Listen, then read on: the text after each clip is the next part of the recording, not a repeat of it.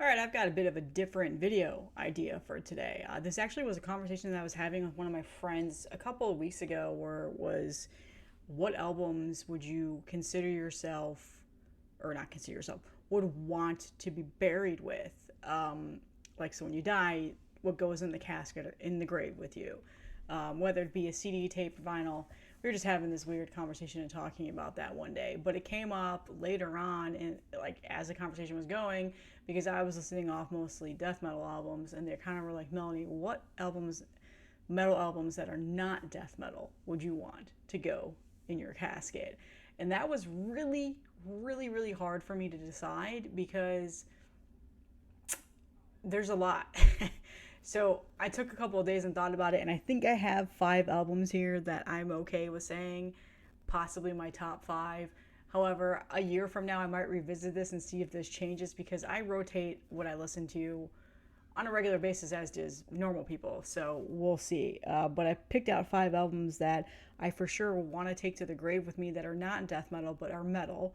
That I still listen to quite frequently, and say that they're some of my all-time favorite albums as a whole. So one of them, 2 of them are probably going to be shockers. Some people, because I don't think I've ever really talked too much about this stuff on here before. Well, let's go ahead and get started. The first one is, and this was hard because their discography is so extensive, and there's several albums I actually love, but this is the one that I pulled the most, so I picked this one. Saxon, Wheels of Steel. Yes, I am a Saxon fan. The middle discography there, not a huge fan of. Haven't listened to several of their records after a while. I know that their new album is out. I blind bought it. I have not listened to it yet. I did like their last album that they put out, so yeah, but this one is probably my favorite Saxon album right now. It does change between this and Strong Arm. So, yeah, but I love this album. Everything about it is spectacular. It's their second full length album, and they're English. They're from England, I believe. They're a heavy metal band. They've gone back and forth in terms of styles and stuff like that. But overall, I think this is a perfect 10 out of 10 album. Every single song is good. The production is good for considering how old this album is. And I love every single song on it. I love the vocals, just the overall, from the beginning to the end. It's a little bit cheesy just because, in the beginning, the motorcycle clip is going on, and you're like, oh god, this is going to be a Motley Crue record. But no, I think it's by far better than Motley Crue, anything that they've ever put out. But anyway, yeah, so this is one of those albums I probably would not be okay with never listening to again. So this is going in the casket with me. My favorite songs are probably Wheels of Steel, Motorcycle Man, which is the title track. I think this is an original pressing too. I got it for like $4. So yeah, this was like several years ago. It's in perfect condition. The record itself is, the jacket's a little bit beat up, but yeah. So there was that one. That's probably the surprise that people were not expecting, but I do listen to that very often, and I am a pretty big Saxon fan. The next one is probably another one that people probably won't expect, and that is Slaughter Destroys Winterkill. So you're probably like, who the fuck is this? Well, for the people that know, they know who this is. This is an underground Chicago band, heavy metal, progressive heavy metal, I guess you could say. They're pretty proggy in some elements, especially their other record that I have. And so this is actually more of a nostalgic, personal thing for me. So band is out of Chicago. They're not active anymore. They're pretty culty underground. People worship them in the underground metal scene. I believe they've only got, do they only have 2 albums out? I think they do. And you're probably wondering, like, how do I know about them? How did I get this album? Because this album is relatively hard to get and really pretty expensive. So the guitarist of this band, Paul Cracky, right there, is actually a longtime close friend of my family, my brother and my cousin. Him and his wife go to our Christmas parties and parties over the summer, and yes, we're very close with that family and him in general. And one Christmas, he came to our family party. It was actually the last family party that we had at my aunt and uncle's house that he was close with. My aunt passed away, unfortunately, of cancer shortly after that. He came because he knew I was a vinyl head. He knew I was collecting vinyl and super into it, and he brought these for me to add into my collection.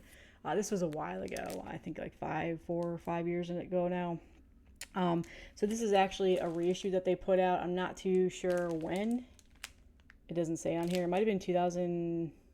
I don't know. But he had some copies left. It's not numbered, unfortunately, so I don't know what number this is, but it was a special pressing of 500. So yeah, that's how I got this. And I also ended up, he also that same day gave me their second album, Free the Beast, as well. So these are some of those personal items that I'll never get rid of. So anyway, this album is super, it's so good. It just has everything that I absolutely love about metal. Paul is a phenomenal guitarist. The vocals are just that pretty operatic, heavy metal, almost power metal style vocals. Not too much, but it definitely has some resemblance of that. Fantastic album, beginning to end. It has some of the more slower tempoed songs that I really, really enjoy, like The Stage in City of Sirtil. Is that how you say that?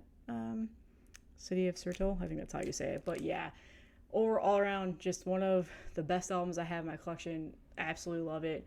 I love the simplicity of the cover, and just, it looks awesome.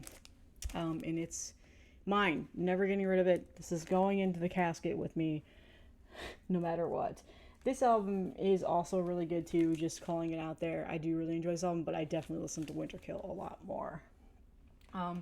So the third one is probably a no surprise whatsoever, but if I had to pick a thrash metal, because can't pick death metal, thrash metal is probably my second favorite genre of metal.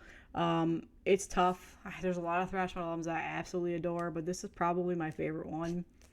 I'm just going to say it, and that is Ride the Lightning. I don't think I need to talk about this at all, but it has, some of my all-time favorite songs as a whole. Creeping Death has always been considered my favorite Metallica song, but also, Fade to Black, For Whom the Bell Tolls, Ride the Lightning, Fight Fire with Fire. Like, everything about this album is perfect to me. So if I had to pick a thrash album, it would be this one that would go in the casket with me. This is just a Walmart reissue. It's not an original or anything like that.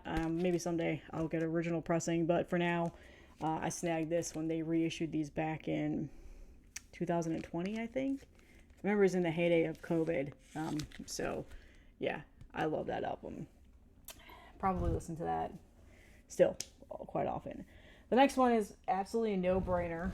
This is one that everybody would probably expect to see. And of course, it's Merciful Fate, Don't Break the Oath. I consider this to be my favorite metal album of all time. It's perfect. What is there else to be said about it? Obviously, I'm a huge King Diamond fan. As you can see, I have the picture disc behind me. And yeah, I cannot not have this album.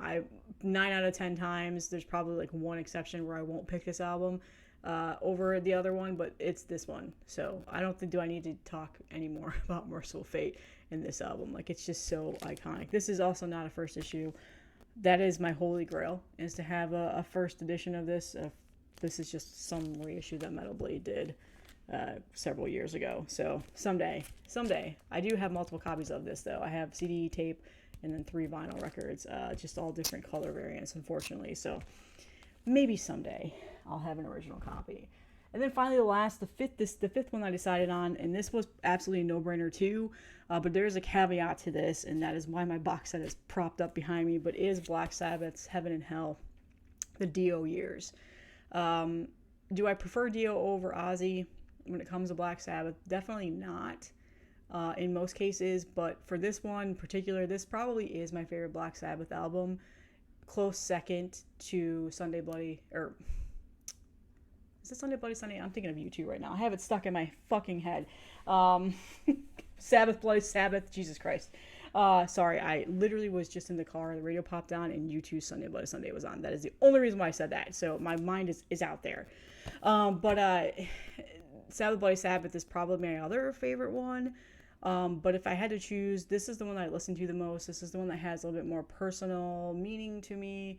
And I do love Dio. He's one of my favorite singers. So I picked this one. This might change in a year from now. I might actually end up picking an Ozzy one next up. But I did prop that up to let you guys know. I've got nothing against Ozzy. Black Sabbath is one of my all-time favorite bands. I've got everything by them. I'm slowly trying to build up my collection more to get all the records and all of the tapes, because that's the two formats that I don't have. I have every single CD though. So yeah, I just, this such an iconic song, or song, Jesus, album. Neon Lights is probably one of the best, in my opinions, album starters out there. And then, of course, Heaven and Hell is just a fantastic, fantastic song. But this is a reissue from 2021. They reissued this. I don't have the hype sticker on here anymore. I don't know why. But it has some bonus tracks on here. It's got some like live B-sides and stuff like that, which is the second record for this. And that's the only reason why I bought this version. But I do plan to get some sort of an OG copy soon. But yeah, there's the bonus tracks right there.